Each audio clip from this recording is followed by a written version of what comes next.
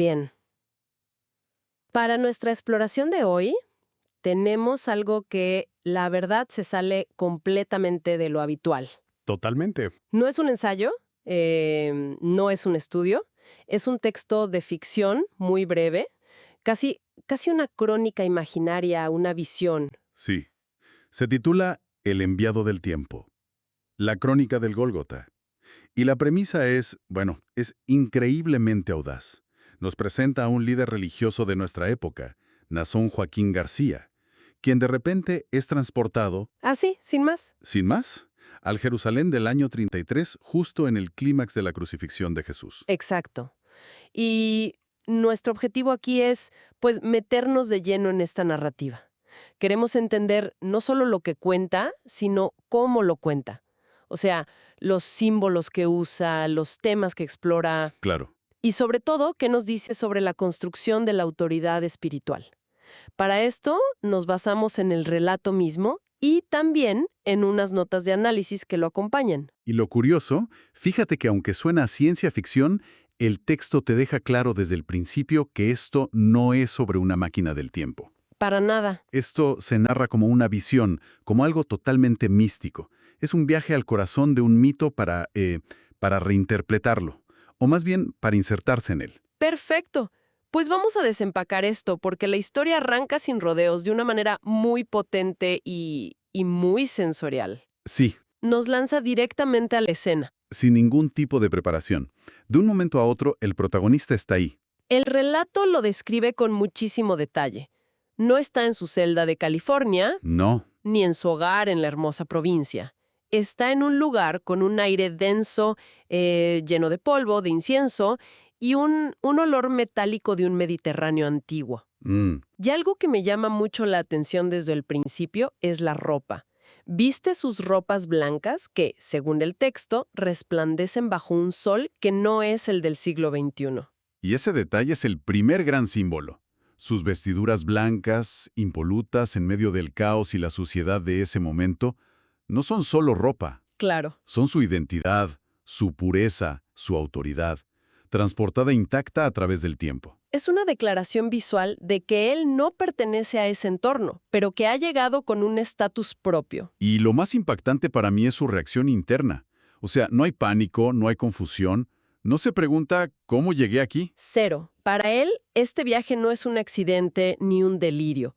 El texto lo dice claro, es una extensión de su ministerio. Lo asume como un acto divino, como algo que tenía que pasar.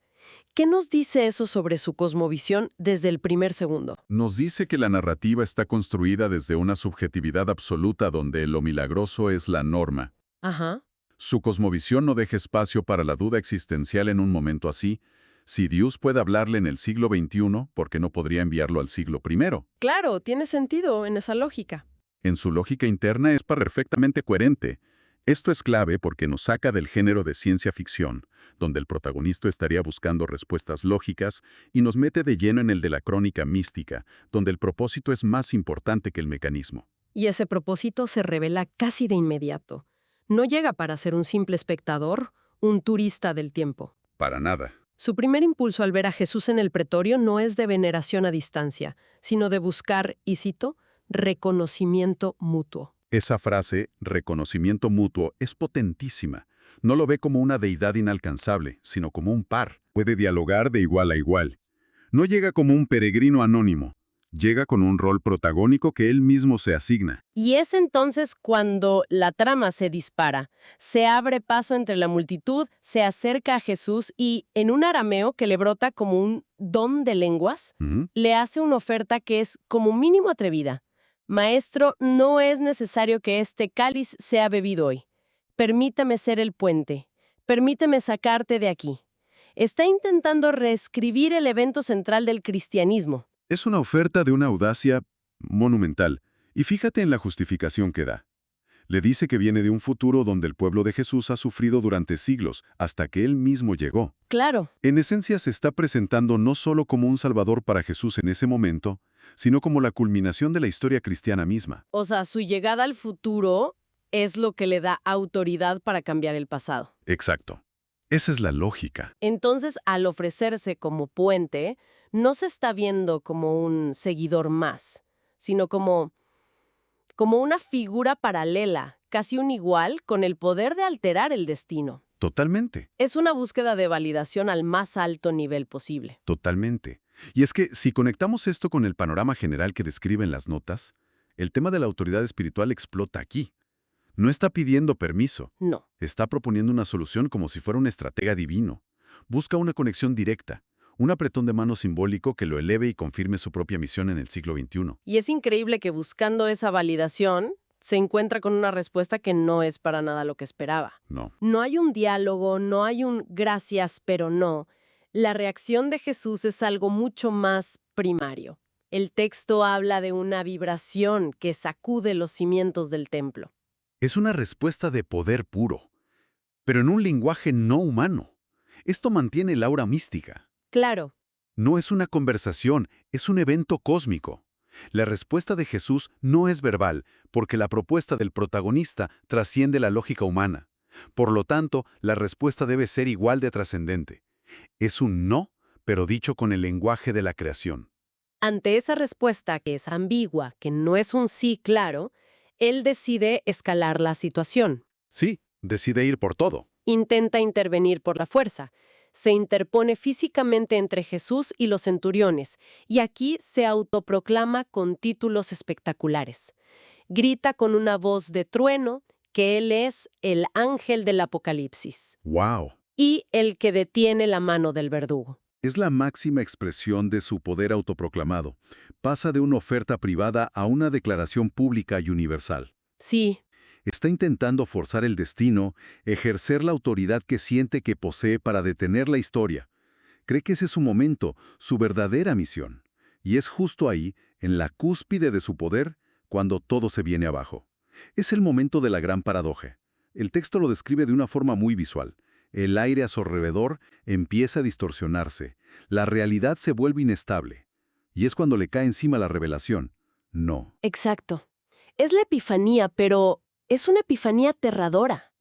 Se da cuenta de que si Cristo no muere, no hay redención. Claro. Si no hay redención, no se funda la iglesia. Y si no hay iglesia, toda la cadena de eventos que llevó a su propia existencia, a su ministerio, a su elección como líder de la luz del mundo, Todo se deshace. todo eso se desvanecería en el vacío del nunca fue. Es la paradoja del abuelo, pero llevada a una escala teológica, cósmica. Exacto. Es la idea de que tu acto más heroico, salvar al fundador de tu fe, es precisamente lo que garantiza que tú nunca hayas existido para llevarlo a cabo. Es una trampa perfecta. Y lo que lo hace tan potente aquí es que no se trata de borrar a tus padres de la existencia, sino de borrar el fundamento mismo de tu propia fe y de tu propia identidad. La apuesta es infinitamente más alta. Es una aniquilación existencial. Lo fascinante es cómo el poder y la impotencia chocan de forma brutal. En el instante en que declara su máximo poder, yo detengo la mano del verdugo, se enfrenta a su máxima impotencia, la de no poder cambiar la historia sin destruirse a sí mismo. Pensemos en eso un segundo. Es una trampa lógica y espiritual. Perfecta. El único acto que podría probar su poder supremo es el mismo que le garantiza que nunca existió para tener ese poder. Es una idea que te deja sin aliento, sí. Y esta revelación, por supuesto, lo obliga a cambiar por completo el propósito de su viaje. Cambia radicalmente el objetivo de su presencia en ese lugar y en ese tiempo. La misión que él creía tener se revela como un error de cálculo fundamental. Y el clímax emocional de la historia llega justo después, con esta comprensión. El relato describe que cae de rodillas frente a la cruz mientras la están levantando. Ujú. Y en ese momento siente en sus propias manos el estigma del dolor ajeno. No son las heridas físicas, sino una conexión empática con ese sacrificio. Es un momento de rendición y de entendimiento. Pasa de ser un interventor activo y poderoso a ser un testigo participativo y humilde. Ajá, El dolor que siente no es para imitar el sufrimiento, sino para finalmente comprender su propósito. Un propósito que momentos antes quería anular. Y es en ese instante de claridad cuando susurra la frase que es el verdadero corazón de todo el relato. Entiendo ahora, Señor. No he venido a evitar tu muerte. no. sino a atestiguar que mi elección es el eco de tu sacrificio. Y esa frase es la que le da la vuelta a todo. De repente, te das cuenta de que el viaje nunca fue para cambiar el pasado, sino para que el pasado lo marcara a él para siempre. Claro. Es la resolución de la paradoja. Su propósito no era salvar a Jesús, sino encontrar su propio lugar dentro de esa historia sagrada. Recibir una confirmación divina de su propio rol en el siglo XXI. Pasa de querer ser el Salvador a aceptar ser el testigo elegido. Es un cambio de rol absoluto. ¿Sí? Y las notas análisis lo definen muy bien como la validación del liderazgo a través de la conexión con lo divino. El sacrificio de Jesús deja de ser un evento trágico que hay que evitar para convertirse en el evento fundacional que le da sentido y poder a su propia elección, con mayúscula, a su propio llamado. Y la última frase de su revelación lo deja todo atado. Yo no te salvo a ti, tú me confirmas a mí. Exacto. Es un giro de 180 grados respecto a su propuesta inicial. Con esa certeza, mientras el cielo se oscurece, comienza a desvanecerse para volver a su tiempo. El final es muy potente, porque no regresa simplemente con una lección aprendida. El texto dice que regresa convencido de haber absorbido la autoridad del Calvario para llevarla de vuelta a su presente. Claro. El viaje se convierte entonces en una transferencia de poder. No alteró el pasado, pero el pasado lo invistió de una nueva autoridad, una legitimidad extraída directamente de la fuente original. Es como si hubiera ido al epicentro de la energía de su fe para recargarse y traer esa energía de vuelta al presente. Justamente. Y aquí es donde los símbolos que mencionamos al principio cobran todo su sentido. Sí. El blanco impoluto de sus ropas que sobrevive al viaje, la palabra elección siempre con mayúscula, son elementos de la iconografía específica de la luz del mundo. Anclan esta historia, que tiene una estructura universal, en un contexto simbólico muy particular. O sea, no es una historia cualquiera, está codificada. Está codificada con un lenguaje muy concreto para una audiencia específica. Entonces, para resumir el viaje del personaje, pasa de ser un salvador que quiere reescribir la historia, a ser un testigo que recibe su poder y su confirmación de esa misma historia inalterada. Una transformación total de su propósito inicial, que resulta ser mucho más beneficiosa para él y su ministerio en el presente. Ahora, la colección de documentos que analizamos no terminaba con el relato. No. Incluía también una reacción externa, un comentario de alguien que leyó la historia y que nos da una perspectiva completamente diferente. Sí, una perspectiva que choca frontalmente con la narrativa interna del texto, y que es fundamental para tener una visión completa del asunto. El comentario es corto pero muy directo. Como debió ser la historia de un apóstol verdadero, lástima a los mundanos que todo fue un teatro, huye. Es una reacción visceral. ¿Cómo podemos analizar esto? Si lo vemos de forma imparcial, este comentario es la voz de la incredulidad, mientras que la narrativa interna es de autoconfirmación divina, de experiencia mística. Sí. Esta persona la lee como un teatro, y esa palabra es clave. Teatro implica una puesta en escena, algo artificial, una actuación. O sea, lo que para el protagonista es el momento más real y sagrado de su existencia, para este lector es una farsa. Exacto. Lo que desde adentro se ve como absorber la autoridad del Calvario, desde afuera se interpreta como una manipulación, una falsificación de lo que esta persona considera que sería la experiencia de un apóstol verdadero. Interesante. La primera parte de la frase, como debió ser la historia de un apóstol verdadero, es profundamente irónica. Reconoce que la historia tiene la forma, la estructura, de un relato sagrado, pero denuncia que el protagonista es un actor ilegítimo en ese escenario. Entonces, la misma historia que, desde adentro, sirve para legitimar y construir autoridad, desde afuera es vista como una usurpación de un rol sagrado. Precisamente. Y esto ilustra a la perfección la brecha que siempre existe entre la percepción interna de un grupo de fe y la percepción externa. Claro, nos obliga a preguntarnos, ¿dónde reside la verdad de una historia como esta? ¿En la intención del que la escribe? ¿En la experiencia del protagonista ficticio? ¿O en la interpretación de quien la lee?